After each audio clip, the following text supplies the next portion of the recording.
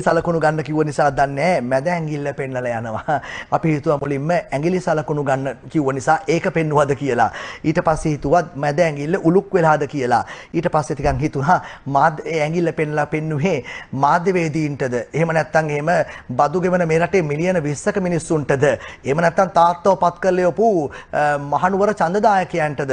එහෙම නැත්නම් පස්සේ තමයි තේරුනේ නෑ. එයා ඒ පෙන්නලා තියෙන්නේ අපි ටිපර් වෙන්න ඕනේ නෑ. මේ අහිංසක මල්ලිට බහින්න ඕනෙත් නෑ. එයා ඒ පෙන්නලා තියෙන තාත්තා ගෙනාපු අර එන්නත් කුප්පියේ සයිස් එක පෙන්නලා තියෙන්නේ. ඒ නිසා ඒ ඇඟිල්ල සමහර වෙලාවට පෙන්නන්නේ නැත්තේ ඇල් වතුර, උණු වතුර, බැක්ටීරියා වතුර දාලා එයපු ඒ ඩප්පිය විදලා බඹ 6ක් වැළලිච්ච මිනිස්සුන්ට වෙන්න පුළුවන්.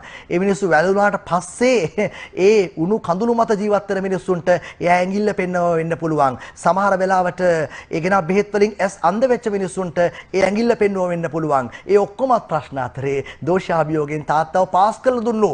ඒ සෙට් එකට යා ඇඟිල්ල පෙන්නුවා වෙන්න පුළුවන්. ඒ නිසා ගොඩාක් අපි ටිපර් වෙන්න දෙයක් නැහැ.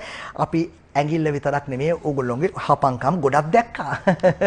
ඕගොල්ලෝ බෙහෙත් විදපු හැටි දැක්කා, ඇස් අන්ධ කරපු හැටි දැක්කා, GI බට දැක්කා, ටෙලිෆෝන් බිල දැක්කා, ඊට පස්සේ ගොඩක් දේවල් දැක්කා. ක්‍රෙඩිට් කාඩ් එකෙන් පීසා කාලා Netflix බලපු හැටි ගොඩක් දේවල් දැක්කා. නහයෙන් උඩට වතුර ගැලුවට පස්සේ තව මොනවද ඉතින් ඇඟිල්ලෙන් පෙන්වන්න දෙයක් ඉතුරුලා තියෙන දෙයක් තියෙන්නේ නේද? ඇඳුම ගැලෙව්වත් ඔච්චරයි.